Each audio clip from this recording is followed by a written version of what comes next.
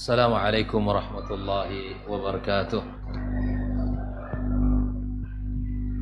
Innal hamdalillah nahmaduhu wa nasta'inuhu wa nastaghfiruhu wa nastahdihi wa na'udzu billahi min shururi anfusina wa sayyiati a'malina. May yahdihillahu fala mudilla lahu wa may yudlilhu fala hadiya lahu. Ashhadu an la ilaha illallah wahdahu la syarika lah wa ashhadu anna Muhammadan abduhu wa rasuluh sallallahu alaihi wa ala alihi wa ashabihi wa man istanna bi sunnatihi ila yaumiddin. Ya ayyuhalladzina amanu ittaqullaha haqqa tuqatih wa la tamutunna illa wa antum muslimun. Rabbana hab lana min azwajina wa dhurriyyatina qurrata a'yun waj'alna lil muttaqina imama. Amma ba'd, kaum muslimin dan muslimat, bapak-bapak, ibu-ibu, saudara-saudari, para orang tua, wali santri, dan siapapun dari kaum muslimin dan muslimat yang ikut mendengarkan kajian kita pada malam ini, dimanapun berada, rahimakumullah. Alhamdulillah, segala puji dan syukur hanya milik Allah. Atas nikmat dan karunia-Nya kita kembali, Allah pertemukan kita di majlis yang mulia ini, majlis ilmu yang merupakan taman surga di muka bumi. Orang yang duduk di dalamnya tak akan pernah merugi. Orang yang masuk ke dalam tamannya tak akan pernah merasa bosan, karena yang didapatkan adalah pesan-pesan dari Sang Ilahi. Mudah-mudahan Allah Subhanahu wa taala selalu memberikan kepada kita nikmat semangat untuk bisa duduk dalam majlis seperti ini. Dan semoga kita tidak hanya belajar, hanya menumpuk ilmu dan wawasan, tapi adalah bagian amal yang tak terpisahkan dalam kehidupan. Karena apalah artinya kita belajar, tapi kemudian itu hanya menjadi wawasan, pelengkap dan penyempurna ilmu pengetahuan. Karena sesungguhnya ilmu itu tujuannya untuk diamalkan. Kita belajar untuk kita bisa mengamalkannya. Apalagi yang berkaitan dengan pendidikan anak-anak kita. Karena kita tanpa ilmu bisa salah. Berilmu saja kita bisa salah, apalagi tanpa ilmu. Akan lebih sulit kita mendidik putra-putri kita manakala kita meraba-raba di dalam mendidiknya. Karenanya dalam sebuah konsep Islam, di dalam sebuah kitab Al-Imam Al-Bukhari, dalam kitab sahihnya, membuat satu bab yang paling besar di dalam bab ilmu adalah al-ilmu qabla al-qawli wal-amal. Betapa besarnya kedudukan ilmu itu sebelum kita berbuat, sebelum kita berucap, karena ilmu akan memandu kita. Mudah-mudahan Allah Subhanahu wa taala menjadikan salah satu amal kita yang diterima olehnya. Ucapan salawat dan salam tak lupa dan tak bosan kita sampaikan untuk kekasih kita Muhammad sallallahu alaihi wasallam. Mudah-mudahan kita semua mendapatkan syafaatnya pada hari kiamat kelak. Ma'asyiral ikhwah fiddin rahimakumullah, malam ini kita akan mencoba mengupas dan membahas tentang sebuah kutaib yang ditulis oleh Syekh Abdul Razak Al-Badr yang berjudul Ashrul Raqais fi Tarbiyatil Abna, 10 pilar dalam pendidikan anak kita. Beliau menulis ada 10 hal yang mesti kita perhatikan. Karena sesungguhnya pendidikan anak itu, kata beliau, fa inna min ahammil wajibat al-jasima wal amanatil azimah allati yajibu 'alal 'abdi ay ya'taniya biha fi hadhil hayah abna'ahu. Di antara perkara yang wajib, di antara perkara-perkara yang urgent, yang paling besar dan amanah yang paling agung yang mesti kita tunaikan, yang mesti kita perhatikan dalam kehidupan kita ini adalah anak-anak kita, putra-putri kita. Di dalam kehidupan kita banyak tugas, banyak amanah, banyak pekerjaan yang mesti kita selesaikan. Tapi dari sekian yang paling banyak, atau dari sekian banyak pekerjaan dan amanah yang kita emban, adalah amanah di dalam mendidik putra-putri kita. Di dalam apa saja yang harus kita lakukan? Pertama ada tarbiyahnya, pendidikannya. Yang kedua ta'dib, kita mengajar dan mendidik adab-adabnya. Dan kita memberikan nasihat, kita memberikan arahan, bimbingan. Karena anak itu termasuk kepada jumlah amanah yang Allah sebutkan di dalam firman-Nya, yang mesti kita jaga, yang mesti kita pelihara. Terkadang ada orang subhanallah kalau sudah punya anak, sudah dia berlepas tangan, seakan-akan tugas pendidikan itu bukan padanya. Dia merasa pendidikan anak itu di lembaganya, dia merasa pendidikan itu di TPA-nya. Bukan. Pendidikan anak yang pertama dan tempat dia belajar pertama itu di mana? Di rumah dia. Kalaulah rumah menjadi tempat pendidikan, yang menjadi gurunya siapa? Yang menjadi gurunya siapa? Orang tua kita, ayahnya dan ibunya. Itulah gurunya. Para ulama telah menyebutkan bahwa lembaga pertamanya adalah rumahnya.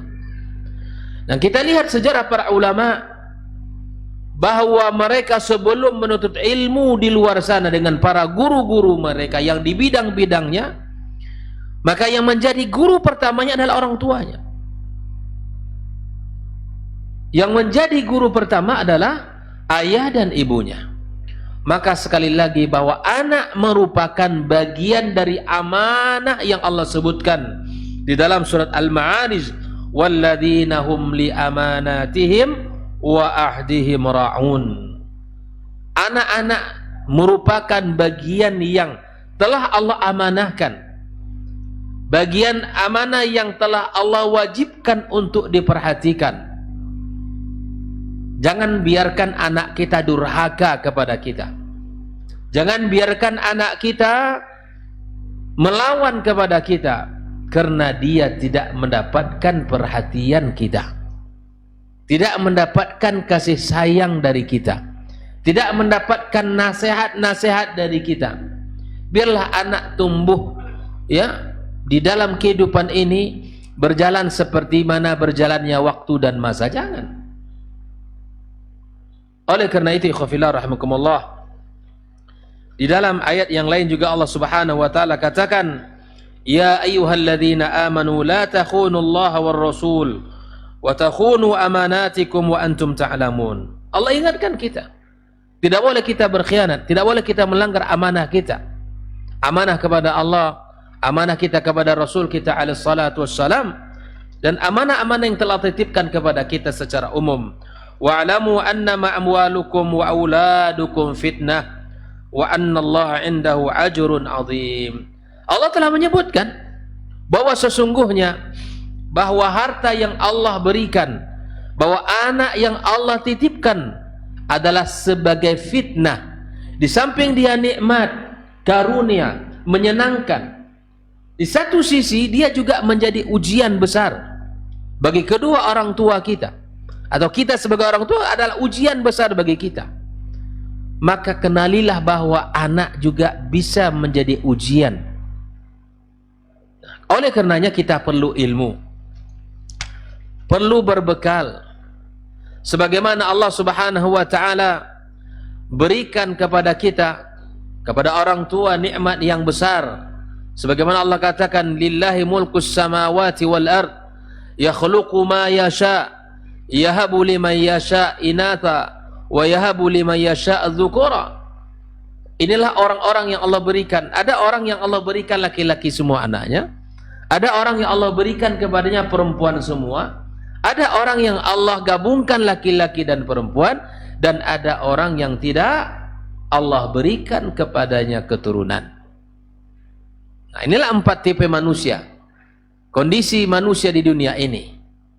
Maka orang yang telah Allah berikan kepadanya anak, baik itu laki-laki semua atau perempuan semua atau mereka digabungkan, maka punya tanggung jawab besar di dalam mendidiknya. Apalagi hidup di zaman sekarang ini yang ujiannya sangat berat, bahwa sangat rentan kerusakan-kerusakan itu didapat oleh anak-anak kita. Jangankan di luar rumah, bahkan di dalam rumah kita sendiri kita rasakan betapa mudahnya kerusakan itu masuk ke hari-hari yang kita lewati bersama putra-putri kita. Ikhwah fillah rahimakumullah, di dalam Al-Quran pada surat At-Tahrim, Allah Subhanahu wa taala menyebutkan sebuah dasar pendidikan. Wajibnya kita memelihara dan menjaga putra-putri kita. Allah tabaraka wa taala mengatakan, ya ayyuhalladzina amanu qu anfusakum wa ahlikum nara. Wahai orang-orang beriman. Khitabnya kita orang beriman. Allah Subhanahu wa taala menyuruh kita untuk menjaga diri kita, untuk menjaga putra-putri kita, anak keturunan kita, keluarga kita. Dari apa yang Allah suruh untuk dijaga? Dari nerakanya. Maka berkata Syekh Abdul Razak, fal ayatu aslun azimun fi wujubi riayatil auladi wa tarbiyatuhum. Ayat ini, At-Tahrim ayat 6, merupakan ayat yang menjadi dasar wajibnya orang tua memelihara, memperhatikan, mendidik putra-putri mereka. Bayangkan, jika ada yang bertanya apa dalilnya di Al-Quranul Karim di mana orang tua wajib mendidik anak, inilah At-Tahrim ayat 6. Allah berpesan. Nah, ketika ayat ini dibaca oleh Ali bin Abi Thalib, maka beliau menafsirkan ayat ini dengan 2 hal. Bagaimana cara kita menjaga putra-putri kita dari api neraka? Maka beliau mengatakan, allimuhum wa'addibuhum. Dengan cara mengajarkan kepada mereka ilmu-ilmu syar'i, mengajarkan kepada mereka ilmu agama. Tidak hanya diajarkan tentang skill mencari kehidupan, tidak hanya diajarkan bekal untuk bisa bertahan hidup, enggak. Tetapi yang lebih pokok daripada itu semua apa? Mengajarkan ilmu agama yang merupakan paling penting dalam kehidupan ini. Ini yang pertama. Yang kedua, kata Ali, adibuhum, ajarkan kepada mereka adab, disiplinkan mereka, bahwa hidup ini bukan semau kita. Ada aturan-aturan, ada panduan-panduan yang mesti kita laksanakan. Aturan dari Allah, aturan dari Rasulullah sallallahu alaihi wasallam. Kita ajarkan kepada mereka. Jangan lewatkan bahwa kita tidak jangan lewatkan waktu-waktu kita bersama mereka tanpa ada satu kalimat pun yang keluar dari lisan kita, baik ilmu yang kita sampaikan atau adab yang kita tanamkan. Maka oleh karena itu, kita duduk di sini belajar. Sebelum kita mengajarkan, kita harus berilmu dan memiliki bekal, sehingga yang kita ajarkan itu adalah sesuatu yang benar, yang dituntun oleh Allah Subhanahu wa taala dan Rasulnya sallallahu alaihi wasallam. Oleh karenanya, ada hadis Nabi alaihi salatu wasallam yang juga menguatkan kita betapa pentingnya kita sebagai seorang ayah atau seorang ibu, khususnya seorang ayah, mengingat tanggung jawab yang besar ini. Nabi kita alaihi salatu wassalam mengatakan, kullukum ra'in wa kullukum mas'ulun an ra'iyatihi. Setiap kalian adalah pemimpin dan setiap pemimpin bertanggung jawab dengan apa yang dipimpinnya. Berkata para ulama, innallaha yas'alul walida an waladihi yaumal qiyamah. Sesungguhnya Allah, tentang tanggung jawab tadi, kita punya tanggung jawab besar, punya tanggung jawab besar di hadapan Allah Subhanahu wa taala. Nah, sebelum Allah Subhanahu wa taala menanya tentang anak-anak mereka, bakti mereka, ketaatan mereka, maka Allah Subhanahu wa taala menanya orang tua tentang anaknya, sejauh mana dia telah memberikan perhatian, sejauh mana dia telah memberikan pendidikan, sejauh mana dia telah memberikan riayah terhadap anak-anaknya.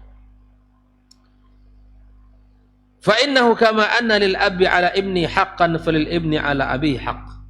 Ketahuilah bahwa sebagaimana seorang ayah punya hak atas anaknya, begitu juga seorang anak punya hak atas ayahnya. Kalau hak itu apa? Sesuatu yang harus dia dapatkan. Hak kita sebagai seorang ayah apa? Ya ditaati, dihormati oleh anak-anak kita. Dan hak anak adalah untuk mendapatkan salah satu haknya adalah pendidikan. Bukan hanya mendapatkan makanan, minuman, tempat tinggal, pakaian, bukan hanya itu. Keberlangsungan hidupnya mungkin sebagian orang tua itu sudah memberikan. Menganggap apa yang telah ia berikan dari harta, benda, kekayaan sudah cukup. Belum cukup. Itu bagian dari sekian banyak hak anak kita. Tapi di antara hak yang paling besar yang mesti diberikan adalah tanggung jawab dalam pendidikannya. Tanggung jawab dalam pendidikannya. Ibnu Umar berkata, adib ibnaka fa innaka mas'ulun an waladika. Didiklah anakmu karena sesungguhnya kamu bertanggung jawab terhadap anakmu. Apa yang akan ditanyakan? Madza adabta? Apa yang telah engkau berikan adab? Bagaimana pendidikan yang adab yang telah engkau berikan? Wa madza 'allamtahu? Dan apa yang telah engkau ajarkan ilmu? Wa innahu mas'ulun an rabbika wa tawa'iyatihi laka. Wa innahu mas'ulun an birrika wa tawa'iyatihi laka. Dia bertanggung jawab terhadap bakti kepadamu dan ketaatannya kepadamu. Iwafillah. Oleh karena itu, karena besarnya amanah yang Allah berikan kepada kita dan besarnya tanggung jawab yang Allah embankan kepada kita, bahwa anak adalah nikmat tetapi dia juga tanggung jawab. Anak adalah karunia tapi dia adalah amanah yang besar dari Allah Subhanahu wa taala. Sebagaimana amanah-amanah yang lain, maka anak bagian dari jumlah amanah yang telah Allah berikan kepada kita. Oleh itu Allah Subhanahu wa taala memberikan wasiat kepada anak-anak, kepada kita semua sebagai anak, untuk memberikan bakti kita kepada orang tua kita. Wa wassaynal insana biwalidayhi ihsana. Di antara wasiat-wasiat Allah kepada kita sebagai manusia adalah agar berbuat ihsan kepada kedua orang tua kita. Oleh ikhwafillah, mari kita masuk pilar yang pertama. Apa yang mesti kita melakukan? Apa yang mesti kita perhatikan? Yang pertama adalah ikhtiyaruz zaujatis salihah. Untuk menghadirkan keturunan anak-anak yang saleh, yang merupakan dambaan setiap kita, setiap orang tua, maka langkah pertama yang mesti berusaha, yang mesti didapatkan, yang mesti dilakukan adalah ikhtiyaruz zaujatis salihah, yaitu memilih pasangan yang salihah, yang baik. Berkata Syekh Abdul Razak, inna min awwalir rakaiz fi tarbiyat Ikhtiyar az-zawjati salihah, di antara pilar pertama yang paling besar pengaruhnya di dalam pendidikan anak-anak kita adalah dengan memilih pasangan yang salihah. Nah, tentunya kata beliau, wa hadhihi ar-raqiza takunu qabla an yurzaqa al-walidani bil aulad. Nah, tentunya kalau memilih apa? Berarti sebelum anak itu lahir. Nah, artinya kalau prosesnya itu adalah sebelum semua kita lakukan, siapa calonnya, siapa pasangan kita. Nah, kalau kita gimana? Yang sudah menikah, ya sudah. Artinya kita sudah menentukan pasangan hidup kita dan kita sudah berumah tangga. Jika ada kekurangan pada kita dan pasangan kita, bersama-sama kita belajar, bersama-sama kita tutupi kekurangan kita, bersama-sama kita untuk memperbaiki diri. Kalau anak-anak muda, para pemuda-pemuda, anak-anak kita yang akan melangkah menuju rumah tangga, maka kita berikan bekal ini, nah agar kamu nanti menikah mencari istri yang salihah. Ini kita lakukan. Tapi kita yang sudah menikah, ya sudah kita perbaiki bersama-sama. Fa'alaika an tajtahida fi ikhtiyari zawjatin ma'rufatin bil istiqamati was salahi wat taqwa. Bersungguh-sungguh engkau mencari seorang pasangan hidup yang dikenal dengan istiqamahnya, yang dikenal dengan kesolehannya, yang dikenal dengan ketakwaannya.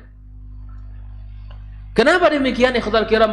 Fa innaha satakunu aunan laka ala tarbiyatihim wa ta'dibihim wa tansyi'atihim atansyi'ata as-salihah.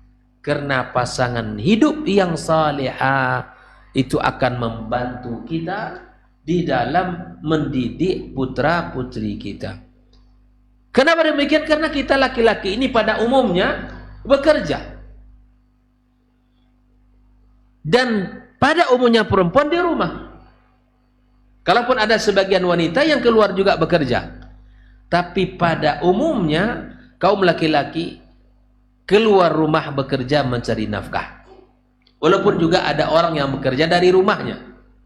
Tapi secara umum kita mengatakan demikian, punya tanggung jawab besar mencari nafkah. Nah, kalaupun dia bekerja mencari nafkah, sekali lagi jangan dibatasi. Dan ini kesalahan yang sering terjadi. Membatasi tugas mendidik anak itu hanya pada istri. Membebankan bahwa tugas seorang istri mendidik anak, adapun tugas saya adalah mencari nafkah. Ini salah. Ini sebuah kesalahan yang fatal. Akibatnya banyak yang tidak beres. Jadilah laki-laki yang berpartner. Jadilah laki-laki yang bekerja sama. Jadilah suami yang mendampingi putra-putrinya. Ini yang harus kita lakukan.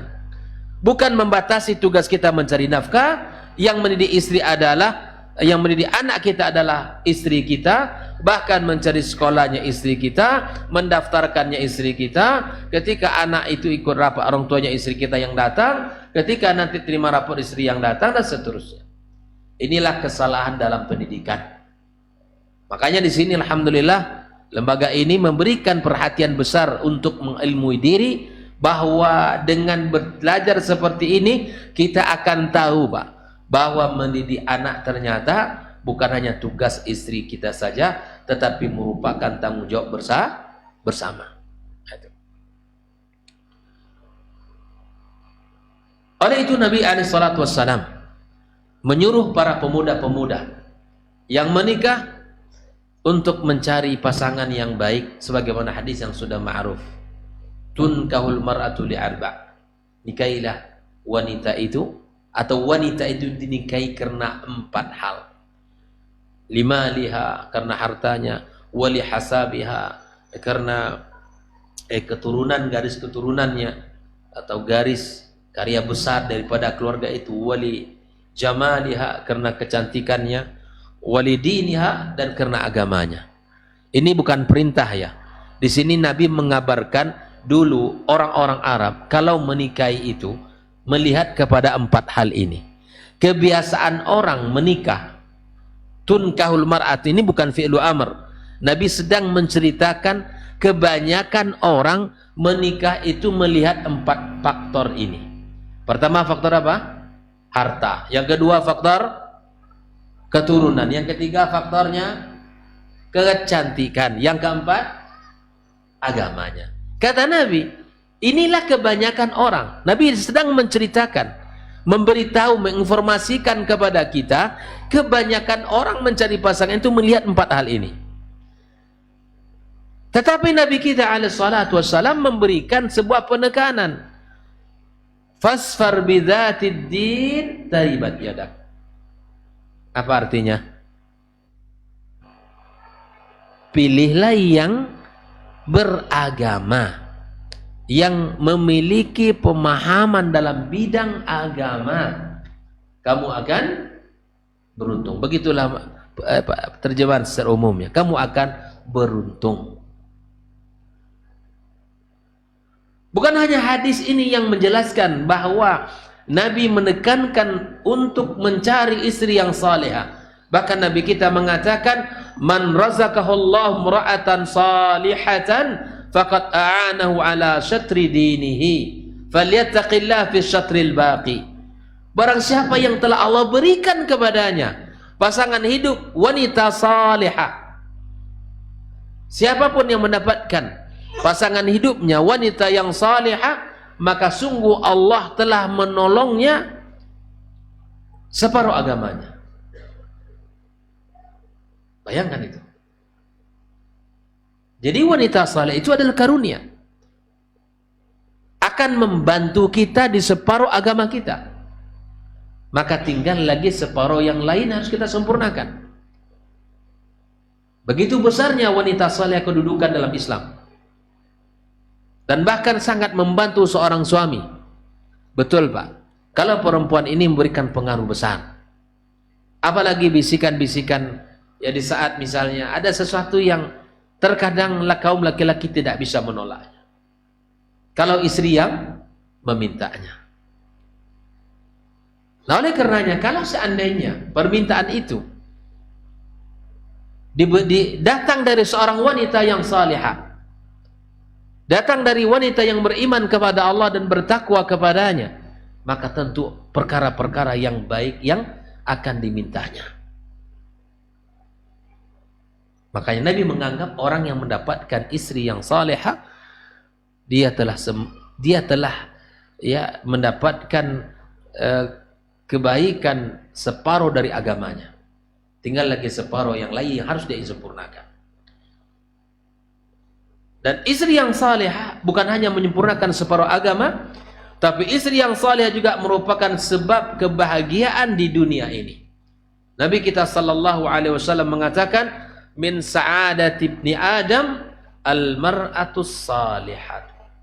Di antara bentuk kebahagiaan manusia itu, kebahagiaan anak Adam, kita semuanya, adalah mendapatkan pasangan istri yang salihah. Dia akan membantu kita dalam ketaatan. Dia akan menolong kita di dalam berbagai macam kesulitan-kesulitan, menguatkan kita.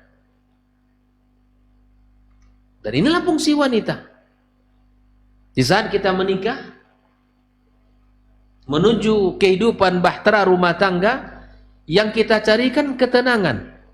Wa min ayati an khalaqalakum min anfusikum azwajan litaskunu ilaiha. Dan memang inilah yang diinginkan oleh syariat, bahwa ketika kita menikah itu hendaknya kita merasa tenang, merasa nyaman, merasa bahwa hidup kita ini luar biasa nikmatnya. Inilah tujuan berpasangan itu. Dan tujuan wanita Allah sebutkan, kaum ummahat. Di antara fungsi wanita itu Allah katakan, litaskunu ilaiha, agar kaum laki-laki ini merasa nyaman, tenang dan tentram kepadanya. Maka fungsi wanita menenangkan, Fungsi wanita adalah menenteramkan, dan fungsi wanita adalah memberikan kenyamanan, bukan sebaliknya. Apalagi kondisi suami dalam ujian berat, pekerjaan yang sulit, atau mungkin ada ujian-ujian ringan yang ia hadapi dalam pekerjaan. Kuatkan suaminya, Bu. Berikan kalimat-kalimat yang membuat dia bisa bertahan, bisa kokoh, dan tidak mudah goyah. Wah, laki-laki itu pahlawan, kata orang. Maka dia akan menahan, dia tidak akan mudah untuk mundur, tapi dia akan berusaha tetap kuat dan kokoh. Itu akan lebih mudah kokoh kalau seandainya kaum perempuan itu menguatkan pasangan hidup. Kita tahu sejarah Islam. Di awal-awal Nabi Muhammad sallallahu alaihi wasallam mendapatkan wahyu, kita masih ingat kisah ini. Pernah saya sampaikan di sini. Saya ulang kembali.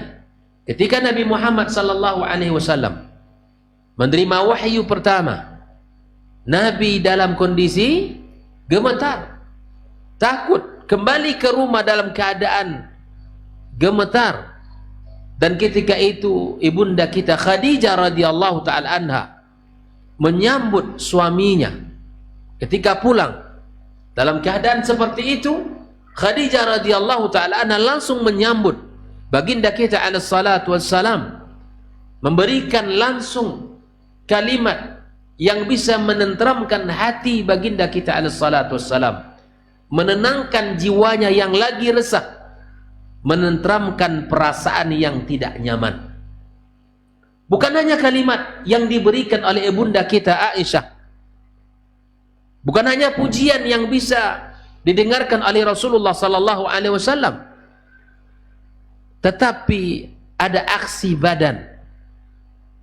Dipeluknya baginda kita alaihi salatu wassalam, disandarkan ke dadanya, seraya mengatakan kalimat-kalimat, sehingga Nabi kita alaihi salatu wassalam merasa nyaman, merasa tenang, dan merasa tentram. Ini yang dibutuhkan oleh kaum laki-laki. Setiap kali pulang dari pekerjaannya, setiap kali dia menghadapi ujian di dalam urusan luar rumahnya, maka datanglah wahai para bunda untuk menenteramkan suaminya. Berikan kalimat-kalimat yang bisa mengokohkan langkahnya. Berikan kalimat-kalimat yang bisa menegakkan kepalanya. Tidak hanyut dalam ujian, tidak hanyut di dalam musibah yang sedang ia jalani. Inilah yang seharusnya dilakukan oleh kaum wanita. Fungsinya untuk menenteramkan, menenangkan, dan menguatkan. Maka inilah kebahagiaan itu. Inilah kebahagiaan itu. Tidak bisa diukur dengan harta benda, dan tidak bisa dinilai dengan kekayaan manapun. Ketika seseorang mendapatkan pasangan hidup yang salihah. Oleh ikhwafillah rahimahullah, ketika Allah subhanahu wa ta'ala jadikan wanita itu sebagai bagian dari kebahagiaan, karenanya di dalam kebahagiaan itu, di dalam sifat wanita yang saleh itu terdapat keikhlasan, terdapat kejujuran, terdapat amanah, terdapat pendidikan bagi anak-anaknya, menjaga harta dan kekayaannya, dan menghargai suaminya. Karena orang wanita yang salihah lah yang menghargai suaminya, menghormati suaminya, menjaga kesucian dirinya. Dan ini tidak akan bisa dilakukan oleh orang-orang yang tidak beriman kepada Allah atau yang tidak memiliki akhlak. Subhanallah, ketika wanita salihah yang didapati oleh suaminya dalam ketaatan kepada Allahnya dan ketaatan kepada suaminya, memuliakan suami, tidak meninggikan suara kepada suaminya, tidak melawan kepada suaminya, tidak merasa hebat dari suaminya, dan dia mengambil bagian pekerjaan ketika suaminya datang, dia berikan pelayanan. Bukan hanya pelayanan, dia berikan apa yang ia sukai, yang inginkan suaminya. Apa saja? Apa saja yang diinginkan suaminya dia laksanakan, dia kerjakan. Wallahi, ketika ini didapatkan oleh seorang laki-laki pun tidak akan pernah berpikir untuk ya untuk memberikan apapun. Dia akan berikan apa yang diinginkan oleh istrinya. Kenapa? Karena telah mendapatkan apa yang telah ia inginkan. Dia merasakan kebahagiaan. Dia akan berikan apa saja yang ia miliki. Maka ketika istri baik, ketika istri salehah, bukan hanya suami yang tenang, bukan hanya suami yang bahagia, tetapi lebih daripada itu, buah hati yang Allah hadirkan di rumahnya juga akan mendapatkan pendidikan yang baik, qudwah hasanah yang baik, keteladanan yang baik, ketaatan yang baik dari seorang ibu yang dilihatnya hampir 24 jam di rumahnya. Beginilah pentingnya, betapa besarnya tanggung jawab kita dan betapa besarnya fungsi daripada istri yang salehah ini. Maka itu khafilarakumullah, ketika Allah Subhanahu wa taala menghadirkan dalam kehidupan kita ini pasangan hidup yang baik, maka kita mesti bersyukur kepada Allah Subhanahu wa taala. Yang sejatinya memang ketika kita mendapatkan itu, kita semakin bersyukur kepada Allah Subhanahu wa taala. Kita lihat dalam kehidupan generasi salaf kita, kehidupan para sahabat, para tabi'in dan tabi'in, bagaimana fungsi wanita itu luar biasa. Kita ingat dalam sebuah kisah yang dicatat dalam sejarah Islam, ketika itu ketika suaminya berjihad, ketika suaminya berperang di jalan Allah Subhanahu wa taala, ditinggalkan belanja, ditinggalkan uang, ya, beserta anak satu orang dititipkan kepada keluarga ini. Maka kemudian sang suami pergi berjihad, bertempur, membela agama Allah Subhanahu wa taala, berjuang di jalan Allah. Maka amanah harta dan amanah anak ini dijaga oleh sang istri.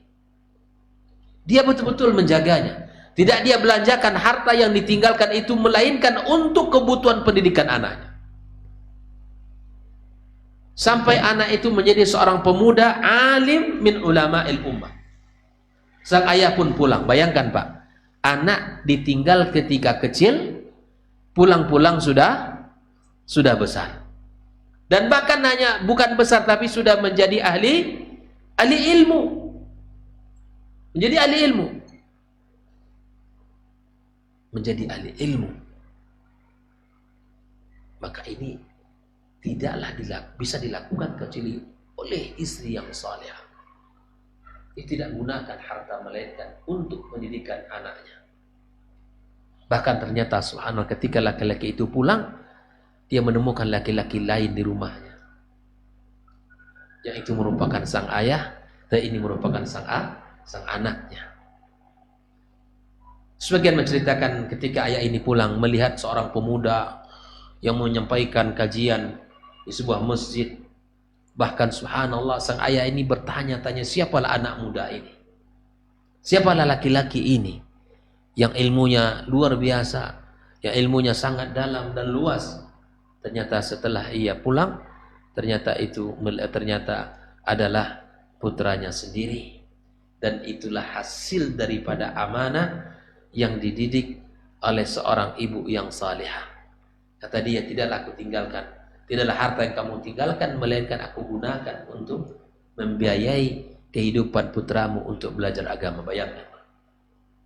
Inilah hebatnya laki-laki. Ya, inilah beruntung seorang perempuan, keberuntungan seorang laki-laki yang memiliki pasangan hidup yang saleh. Dan masih banyak kisah-kisah yang lain. Betapa peran wanita itu seperti kita tahu bahwa Imam Syafi'i juga demikian, mengantarkan putranya ke Imam Malik rahimahullah ta'ala untuk bisa belajar ilmu kepada Imam Malik. Bayangkan, ditinggalkan kota Syam, kota Palestina, berhijrah ke kota Mekah, kemudian berkunjung kepada seluruh ahli ilmu yang ada di kota Mekah. Diantarkan putra-putranya untuk belajar. Setelah semua ahli ilmu di Mekah itu selesai, diambil ilmunya oleh Imam Syafi'i kecil, maka diantarkan ke kota Madinah, karena di sana seorang ulama besar bernama Imam Malik, ya, yang memiliki keilmuan yang luar biasa. Maka diantarkan. dan ibunya bersabar untuk mendidiknya. Begitu juga Imam Malik sendiri. Ketika berguru kepada Rabi'atul Rai, diantarkan, disiapkan Imam Malik kecil, ya, dimandikan, diberikan pakaian yang hebat, yang baru, yang bagus. Ya, kemudian dia katakan, wahai putraku, ambillah adabnya sebelum kamu mengambil ilmunya. Imam Ahmad juga demikian. Kalimat yang terus kita ulang, bagaimana kesan yang luar biasa pada Imam Ahmad terhadap ibunya, di mana ibunya menghadirkan air wudunya, menyiapkan sebelum anaknya bangun, telah disiapkan oleh ibunya air wudu dia. Lalu kemudian di saat azan dikumandangkan, dia bangun, kemudian putranya diantar ke masjid, dimasukkan ke dalam abayanya untuk melindungi putranya dari sengatan dingin di pagi itu. Kemudian ditunggunya putranya salat, ditunggunya putranya sedang belajar. Begitu pengorbanan, dan ini tidak bisa dilakukan kecuali oleh wanita yang salihah. Masuk waktu Ustaz? Baik, kita dengarkan azan. Bismillah.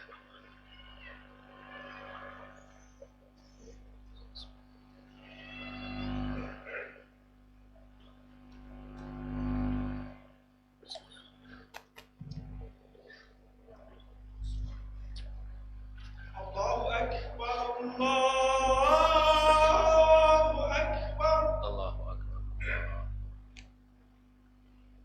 Allahu Akbar. Allah.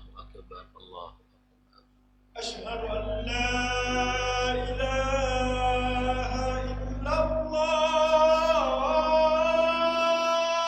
Asyhadu an la Asyhadu an la ilaha illallah.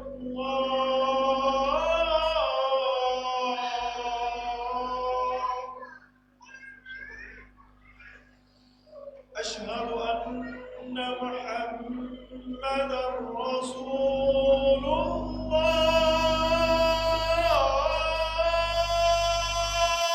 asyhadu أشهد أن محمدا رسول الله.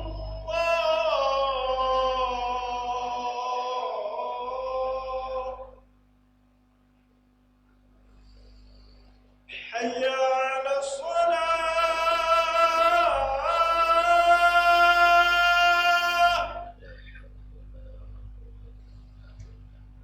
حي على الصلاة.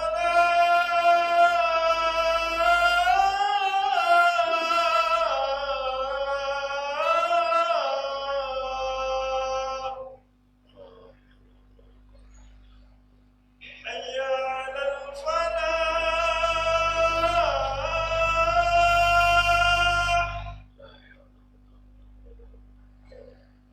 حي على الفلاح.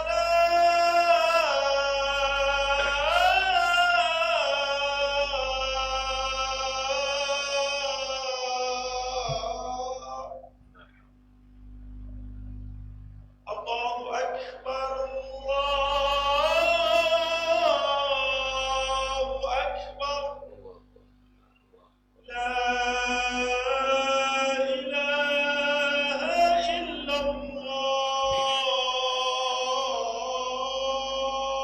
لا إله إلا الله.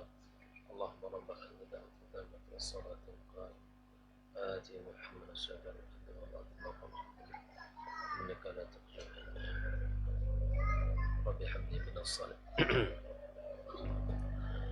Bismillahirrahmanirrahim. Kita lanjutkan ikhwatul kiram rahimakumullah.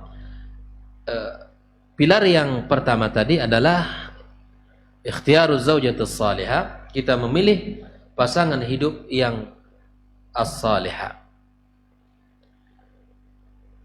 Pilar yang kedua yang mesti kita perhatikan di dalam pendidikan anak kita adalah gharsul aqidati wal iman. Menanamkan pada putra-putri kita akidah, menanamkan keimanan. Fal aqidatu wal iman humal asasul ladzi tubna alaihi baqiyatul a'mal. Aqidah dan keimanan adalah dua dasar yang dibangun di atasnya amal-amal kita. Fa idza salaha al-asasu salahat al-atharu natijatu an. Kalau dasarnya kuat, kalau pondasinya kokoh, maka hasilnya akan bagus. Bangunan yang akan berdiri itu tegak kuat. Akidahnya kokoh, maka bangunan amal soleh yang akan dikerjakan akan bagus. Kita tahu bahwa masjid ini tidak akan berdiri seperti ini kalau pondasinya tidak kuat.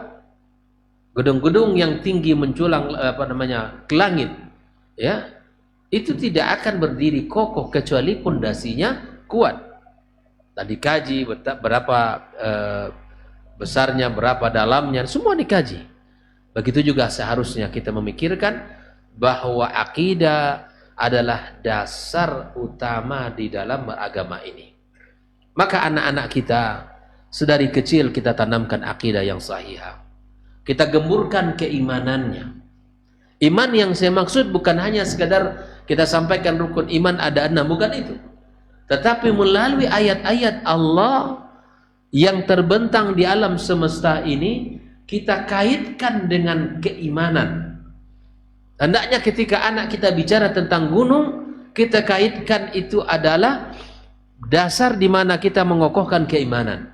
Ketika putra-putri kita bicara tentang laut, tentang langit, tentang bumi, tentang makhluk-makhluk Allah di muka bumi ini, kita kaitkan itu semua kepada Allah Sang Pencipta. Udara, angin, semua itu.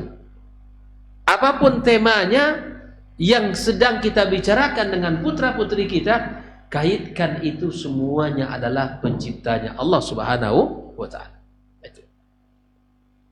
Allah merumpamakan dalam sebuah firman-Nya, alam tara kaifa daraballahu mathalan kalimatan tayyibatan kasyajaratin tayyibatin asluha thabitun wa far'uha fis sama. Inilah perumpamaan yang Allah buatkan. Satu kalimat yang baik seperti pohon yang baik yang akarnya kokoh ke bawah dan ranting-ranting cabang-cabangnya menjulang ke langit. Tu'ti ukulaha kulla hinin bi'idni rabbiha, memberikan buah manfaat setiap saat kepada manusia.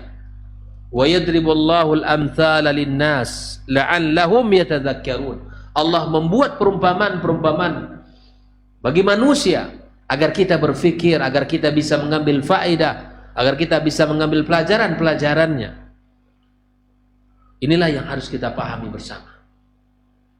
Ini harus kita lihat bahwa akidah merupakan dasar yang kuat dalam beragama. Makanya banyaknya penyimpangan-penyimpangan di hari ini kaum muslimin dan muslimat. Mudahnya kita dibelokkan orang, mudahnya kita digelincirkan orang kepada jalan kesesatan karena akidah kita tidak benar. Tidak kuat akidah kita. Sangat mudah orang dilencengkan. Sangat mudah orang untuk dipalingkan dari jalan kebenaran karena akidahnya tidak betul. Kita yang sudah belajar akidah yang sahihah yang bersumberkan kepada Al-Quran dan Sunnah Nabi SAW, kita sangat mudah melihat ini al-haq, ini al-batil, ini kesyirikan, ini bukan kesyirikan. Dan kita tidak akan mudah percaya kepada orang-orang yang mengaku-ngaku mengetahui yang gaib. Atau tidak mudah kita percaya kepada para dukun. Tidak mudah kita percaya kepada ahli-ahli, ya, para ahli-ahli yang mengatakan bahwa mereka ini tahu yang gaib, peramal dan lain sebagainya. Kita tidak mudah percaya itu karena kita tahu bahwa ancamannya sangat besar dalam Islam. Tapi orang yang masih bergelimang dalam kemaksiatan seperti ini, maka akan sangat sulit dia akan kembali kepada kebenaran karena akidahnya tidak benar. Oleh karenanya ikhwah fillah, kita harus pahami bahwa di antara hal yang pokok adalah kita tanamkan akidah kita, akidah anak-anak kita ini.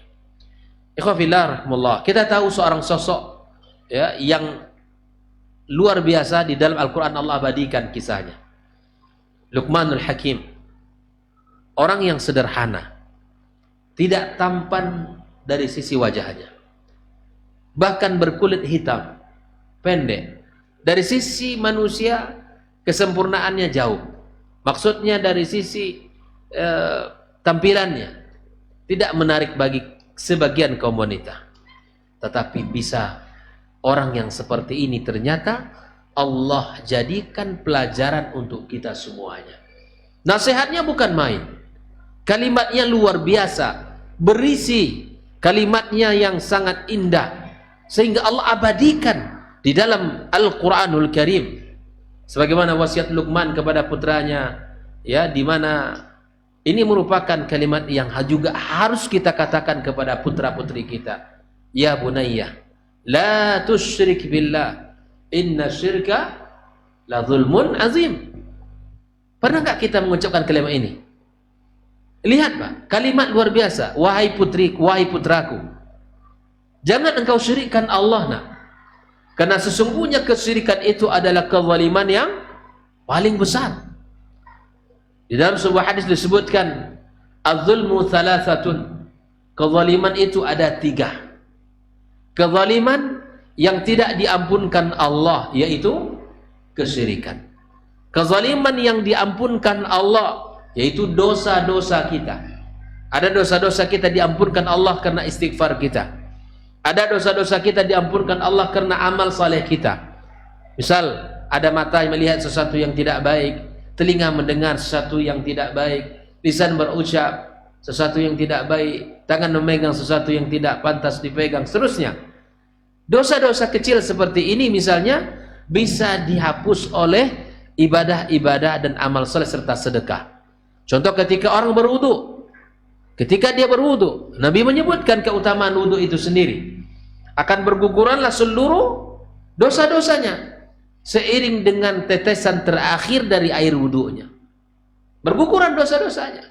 Ini kezaliman yang kedua, kezaliman yang dilakukan oleh seorang hamba kepada dirinya karena dosa dan maksiat yang ia lakukan.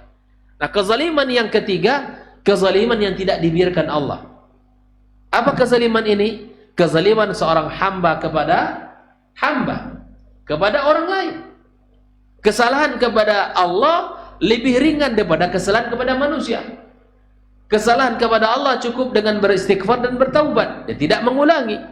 Tapi kesalahan kepada manusia tidak cukup minta ampun. Tetapi kesalahan kepada manusia, ada hak orang yang kita ambil secara zalim, maka kita harus meminta maaf. Atau jika ada yang kita makan, kita harus mengembalikan apa yang kita ambil itu. Jadi, jangan sampai kita meninggal dunia nanti ada hak orang lain termakan sama kita, sehingga tidak Allah biarkan hak itu ya begitu saja kezalimannya.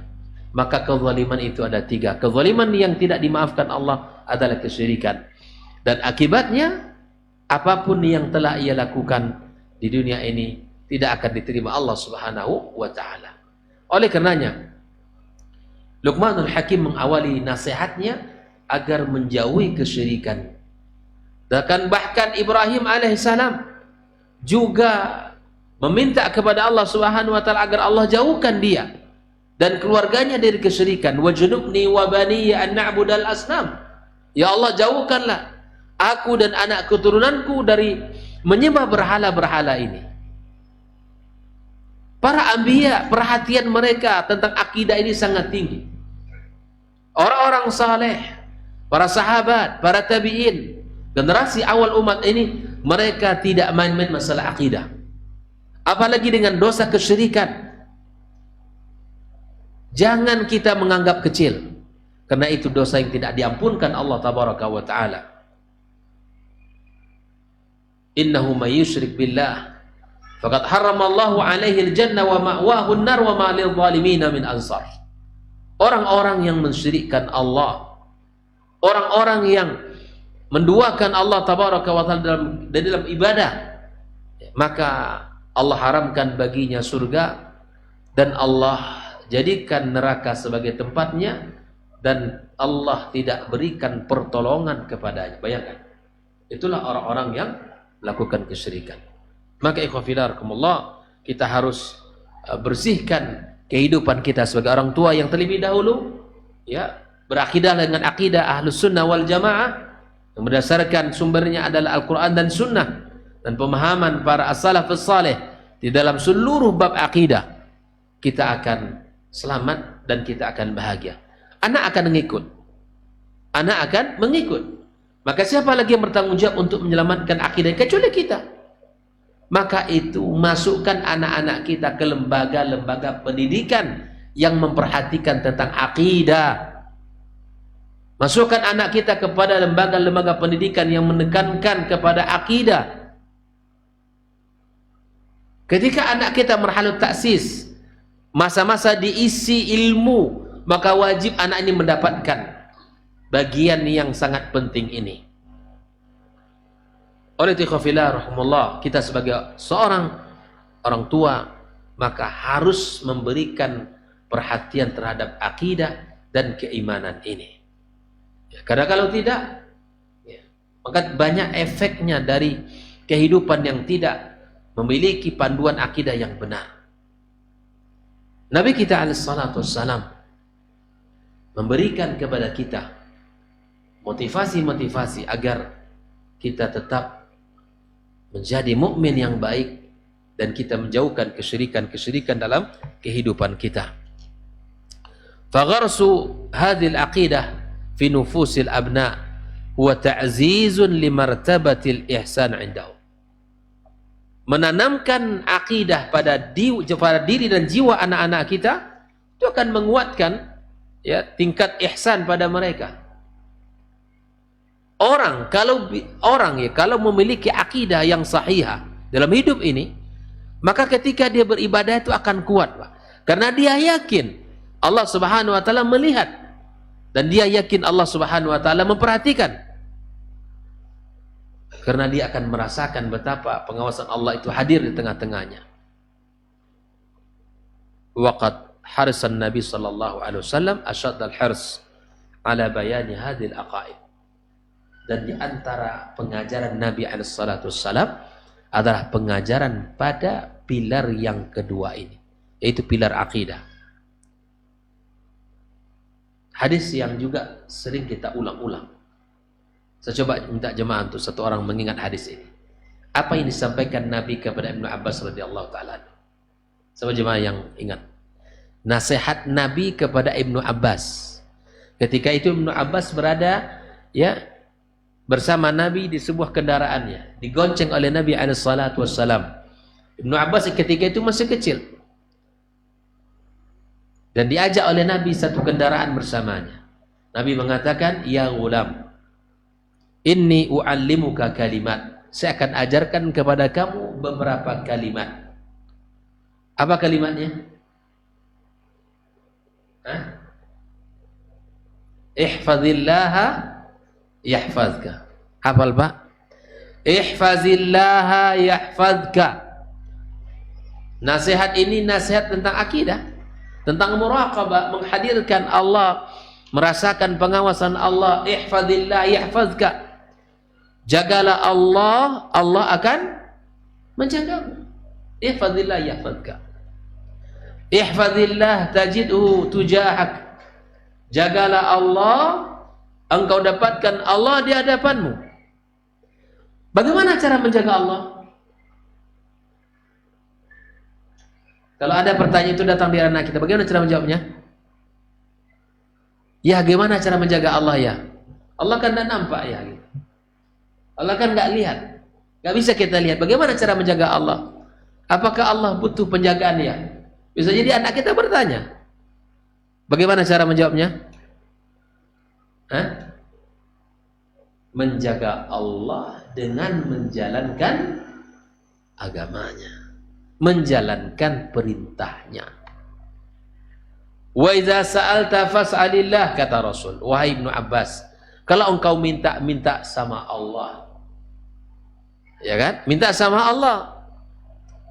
Ini mengajarkan agar anak kita bergantung kepada Allah. Wa idza sa'anta fas'in billah, kalau minta tolong sama Allah, nak. Ya. Minta tolong sama Allah. Dalam ujian, dalam kesulitan hidup misalnya, kita menghadapi beberapa ujian, kita ajak anak kita minta tolong sama Allah. Nah. Atau dia sendiri misal dalam kondisi sakit atau dia dalam kondisi sulit, maka katakan, nak, minta tolong sama Allah. Kalimat ini ikhwah fillah, kalimat ini walaupun mungkin kita tidak begitu menganggap anak kita faham, tapi yakinlah ini kalimat Rasul. Kalau kita mengatakan kepadanya, walaupun hari ini belum dia fahami 100%, tapi satu hari nanti dia akan ingat kalimat yang pernah kita katakan ini. Dan Nabi katakan itu kepada Ibnu Abbas radhiyallahu taala. Sering saya katakan kepada kita semua di majelis yang seperti ini, tirulah kalimat Nabi ini. Sampaikan kalimat Nabi ini kepada putra-putri kita, kepada anak-anak kita. Di saat kita mengantarnya ke sekolah, atau di saat kita menjemputnya, atau di saat kita berada di hidangan makanan, atau di saat kita di sela-sela santai bersama putra-putri kita di rumah. Berikan kalimat ini kepada mereka. Wa'lam, kata Rasulullah, annal ummata law istama'at ala an yanfa'uka bi syai'in lam yanfa'uka illa bi syai'in qad kataballahu laka. Bayangkan itu. Ketahui oleh kamu, walaupun seluruh manusia umat ini berkumpul untuk memberikan satu manfaat kepadamu, nak, bahwa tidaklah manfaat itu sampai kepadamu kecuali apa yang telah Allah tetapkan untukmu. Ini juga mengajarkan agar kita bergantung kepada Allah, agar kita yakin atas pertolongan Allah, agar kita yakin bahwa sesuatu itu pasti datang atas izin Allah subhanahu wa ta'ala. Walau istama'u ala ayadurruka bisyai'in illa lam yadurruka illa bisyai'in qad kataballahu alaik. Kalaupun sebaliknya mereka semua berkumpul untuk memberikan sesuatu yang akan memudaratkan kamu, maka tidak akan mungkin itu bisa terjadi pada kalian, kepada kamu, kecuali yang telah Allah tetapkan untuk dirimu. Ini juga mengokohkan, menguatkan ketika orang-orang banyak tidak senang, orang-orang banyak tidak suka kepada kita, sudah, tidak apa-apa. Yang akan datang kepada kita adalah sesuatu yang telah Allah tetapkan. Sekalipun manusia berusaha untuk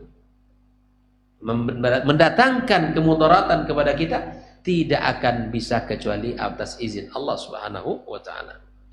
Rufi'atil aqlam wa jaffatis suhuf. Begitulah Nabi SAW memberikan kepada Ibnu Abbas kalimat nasihat yang itu sangat penting untuk kita katakan kepada putra-putri kita. Maka belajarlah akidah yang benar tentang Allah, tentang Rasulnya, tentang malaikat-malaikatnya, ya, tentang agamanya yang mulia ini, yaumul akhir, ya. Maka insya Allah dengan akidah itu kita akan mendapatkan kebaikan-kebaikan. Ya, kita akan kokoh, kita akan menjadi orang-orang yang kuat menjalani agama ini. Ikhwafillah rahimakumullah, inilah dua pilar yang mesti kita pahami dalam hidup ini ketika kita terjun di dalam pendidikan anak-anak kita. Keluarga ini adalah tanggung jawab besar dan tanggung jawab yang tidak boleh putus di dalam menjaganya, meriayahnya, dan kita harus selalu, agar tetap kokoh dan semangat, maka kita harus berilmu. Karena kalau tidak, ya ibarat nanti patah di jalan. Seringkali jiwa kita ini terasa hampir menyerah karena banyaknya ujian-ujian dari anak-anak kita, dari harta kita, dari pekerjaan kita, urusan dunia kita secara umum.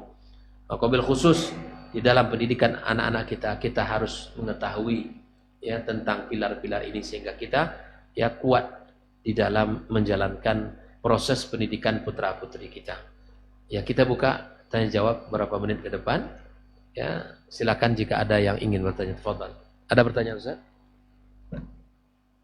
Pertanyaan dari salah satu orang tua. Yang pertama, apakah kewajiban-kewajiban orang tua yang Ustaz sebutkan tadi, artinya kewajiban orang tua kepada anak yang Ustaz paparkan tadi, apakah ini khusus untuk orang tua kandung atau termasuk sambung, Ustaz? Ya, nah. Barakallahu fikum. Ketika dia sudah menjadi anak kita, khususnya ini kalau orang tua sambung, maka dia telah menjadi anak kita. Ini rabaib, orang-orang yang dibawa asuhan kita. Ketika menikah dengan seorang wanita yang telah punya anak, maka anak dia adalah bagian dari tanggung jawab kita. Jelas? Tanggung jawab kita. Masuk di dalam hadis Nabi sallallahu alaihi wasallam, kullukum ra'in wa kullukum mas'ulun an ra'iyati. Masuk di situ. Anak yang kita sebut dengan anak tiri atau anak dari istri kita yang berbeda ayah.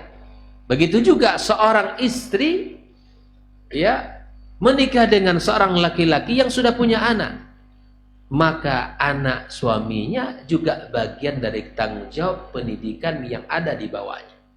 Begitu juga dengan seorang ayah, anak dia dan anak dari istrinya, dari suami yang lainnya juga bagian dari tanggung jawab sebagai orang tua. Karena itu sudah masuk dalam firman Allah Subhanahu wa taala, yang mana narabaib yang dibawa asuhan dia, dan masuk kepada hadis Nabi alaihi salatu wassalam dalam hadis yang sudah kita bacakan tadi, dan juga masuk kepada firman Allah tabaraka wa taala, qu anfusakum wa ahlikum nara, jaga diri kalian dan keluarga kalian. Tidak dirincikan di situ anak yang bukan anak kalian, bukan ya, anak kalian iya, enggak. Kalau dia sudah menjadi kita sebagai ayah dari dia, tanggung jawab kita untuk mendidiknya. Terkadang memang itu adalah kendala-kendala yang terkadang dalam realita kehidupan terjadi. Menikah dengan ibunya mau, tapi untuk menjaga anaknya nggak mau. Ini gimana ceritanya? Kalau kita sudah, antum sudah memutuskan untuk menikahi dia, berarti segala apa yang menjadi tanggung jawab dia, baik di dalam urusan makan, minum, tempat tinggal, kehidupan, pendidikan, bagian dari tanggung jawab kita. Bukan ibunya kita nikahi tapi anaknya kita cuekin, enggak. Dan sering saya temukan juga di lapangan seperti ini. Kalau ada pertanyaan ini, maka yang posisinya seperti ini, maka tanggung jawab Anda seperti mana yang telah Allah sebutkan tadi, qu anfusakum wa ahlikum nara. Tanggung jawab antum, tanggung jawab saudara, ya, menjaga diri dan menjaga keluarga. Bangunlah keakraban, bangun hubungan baik, ya, dengan anak-anak bawaan dari istri kita, dan seorang istri pun demikian, bangun hubungan baik dengan anak bawaan daripada suami kita. Jadikan satu keluarga ini dalam kebaikan. Maka inilah yang harus dipikir dahulu sebelum menikahi seorang wanita yang sudah punya anak. Bisakah kita nanti untuk berbuat baik kepada dia dan anak-anaknya? Ya. Kalau hanya ibunya saja, ya tidak adil. Tentu mau enaknya saja. Tapi anak-anak bawaannya tidak diperhatikan. Ini tidaklah menjadi bagian yang terpuji dalam agama kita. Wallahu ta'ala alam. Soal yang kedua, Ustaz, bagaimana ini di luar tema, Ustaz? Baik. Oke, Ustaz. Fadhal. Bagaimana hukumnya tentang pembagian ahli waris jika warisan sebidang tanah tersebut bukan harta dari ayah saya, tetapi dari pemberian nenek dari ibu saya? Kini ayah saya telah tiada 10 tahun yang lalu, dan sampai sekarang warisan tersebut belum dibagikan kepada anak-anaknya. Bagaimana hukumnya, Ustaz? Ya, inilah yang harusnya didudukan. Karena di sebagian suku, di negeri kita ini ada harta pusaka yang subhanallah itu peruntukannya sudah ada. Itu peruntukannya sudah ada. Harta pusaka tinggi dan ada harta apa lagi? Iya.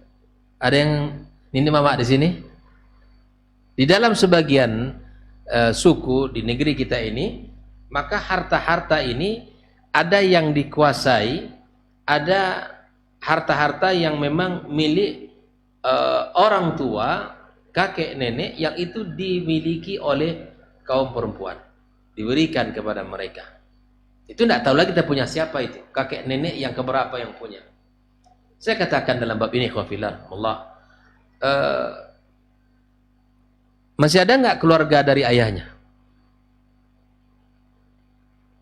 Atau ayah itu mengakui itu adalah dari untuk dia? Gimana?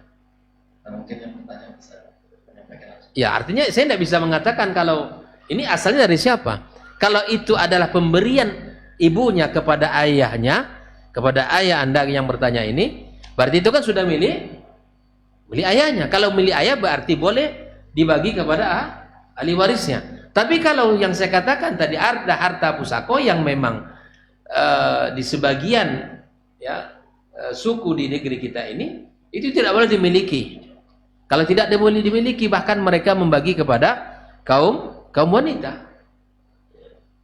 Ada beberapa harta itu memang tidak boleh dibagi dan itu diperuntukkan kepada kaum wanita. Ada yang bertanya di sini. Intinya kalau harta itu, tanah sebidang tanah itu sudah menjadi hak orang tuanya, ya kan? Kalau sudah menjadi hak orang tuanya, maka harus dibagi.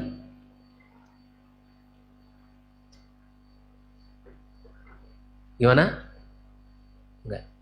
Ya? Jadi sekali lagi saya katakan bahwa kalau harta itu harus dijelaskan dulu, karena tidak mungkin membagi harta kalau tidak tahu pemiliknya. Maka di dalam Islam harus jelas, Pak. Harta itu milik siapa. Bahkan kita dalam menikah, saya katakan, kita sebagai menikah nih, menikah kita dengan istri kita. Barangkali kita menikah, istri kita sudah punya harta. Tanyakan, mana harta kamu?